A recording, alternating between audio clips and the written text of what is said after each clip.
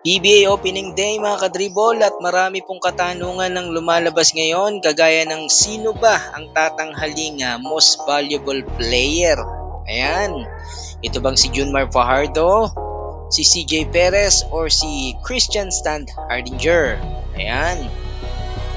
At marami pa yan mga kadribol, gaya ng itong si Cedric Berfield, siya na ba yung hinihintay nitong Blackwater? Ayan. At ito bang si RJ Abarrientos ay magiging talagang napaka-epektibong pyesa para dito sa Barangay Ginebra? Umpisahan natin dito mga kadribol sa Terra Firma. Ngayong nandito na si Christian Stan Hardinger at si Stanley Pringle, kaya ba uli nila na makapasok dito sa playoffs? So matatandaan natin last time umabot pa ng do or die game yan versus SMD. Yun nga lang ay kinapos itong Terra Firma. Gayon din itong Phoenix Fuel Masters, kaya ba uli nila makaabot dito sa semifinals? The last time, yung kanilang best import na si Jonathan Williams, tinulungan silang umabot sa semis. Pero ngayon, malalaman natin yan ngayong season mga kadribol. Itong Blackwater mga kadribol, so playoff contender team na ba sila? Ngayong nandito na itong si Cedric Berfield at marami pa pong piyesa itong si Coach Jeff Carriazo. Kasi maraming nagsasabi mga kadribol na hindi naman tatagal yan itong si Cedric Berfield at pagkatapos ng isang season or dalawang season ipamimigay din yan itong Blackwater. So abangan natin yan. Northport, Batangpier, mga kadribol, so marami silang pinakawalang player. Isa na dyan itong si Sablosero, pero nadagdag naman sa kanila dyan itong si Dave Ildefonso.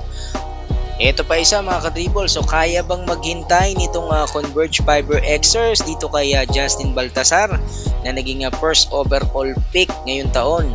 Alam natin na meron pang kontrata itong si Balti sa Pampanga Giant Lanterns at hindi pa nga siya makakapaglaro. So worth it ba yung paghihintay nitong Converge dito kay Justin Baltasar? And kaya bang makasurvive nitong Converge kahit wala itong kanilang mga rookie na sina Baltasar, si Phillips at yung iba pa po nilang mga players? NLEX Road Warriors mga kadribol, bagong acquisition nila itong si Jonel Policarpio. So mahusay na rookie din yan mga kadribol, at ito na nga bang si Coach Jong Wichiko yung sagot para dito sa NLEX? Isang veteranong coach, assistant coach ng ating Team Gilas Pilipinas. So ano nga ba yung maitutulong nitong si Coach Jong Wichiko dito sa NLEX Road Warriors para matulungang makaabot sa semifinals at sa finals ngayong taon itong NLEX? Ayan. TNT Giga mga kadribol, so si Reynam Batak na ba yung magiging option dito ng TNT para pagtakpan itong kakulangan nitong si Mikey Williams? Kasi sinabi ni Coach Reyes na yung pagkawala nitong si Mikey Williams malaking dagok sa kanilang team, at kaya nila kinuha itong si Reynam Batak dahil possible na ito yung tumakip dito sa naiwang pwesto nitong si Mikey Williams. Rain or shine mga kadribol, so natapos din yung drama dito kay Kaylan Chongson at pumirma din ito ng kontrata dito sa Rain or Shine. So ito na ba yung sagot sa kakulangan dito sa Rain or Shine na hinihintay nitong si Coach Yang Giao para makabalik sa playoffs itong Rain or Shine? Tinagurian nilang intro boys itong Magnolia Hotshots sa mga kadribol. Hindi natin alam kung bakit ganyan yung tawag nila, pero nakuha naman nila itong si Glenn Robinson III na isang NBA veteran. Last 2018 Governors Cup pa itong huling titulo sa Governors Cup itong Magnolia Hotshot, pero ngayong conference na to, so malalaman natin kung ano naman yung mangyayari at magiging tsansa nitong Magnolia Hotshots. Barangay Ginebra mga kadribol, sobrang laking desisyon yung ginawa dito ni Coach Tim Cone para i-trade itong sina Stanley Pringle at Christian Stan Hardinger. Dito nga po kina Go Holt at RJ Abarrientos. So sila na nga ba? So tama nga ba yung ginawang desisyon nitong Barangay Ginebra at nitong si Coach Tim Cone? Yan, sa tingin nyo mga kadribol, playoff contender na ba itong rosters nitong Barangay Ginebra? Isa pa rin yan sa mga katanungan na dapat masagot at malalaman natin dito sa Governors Cup. Ayan.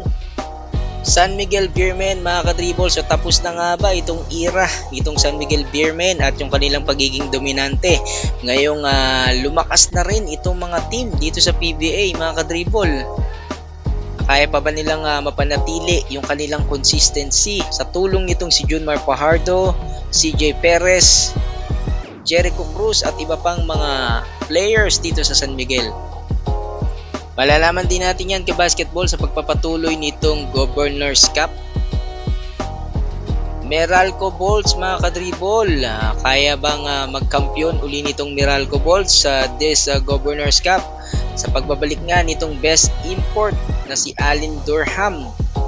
Dadagdag pa sa kanila dyan itong rookie na si CJ Cancino at itong si team consultant Ninad Bucinic.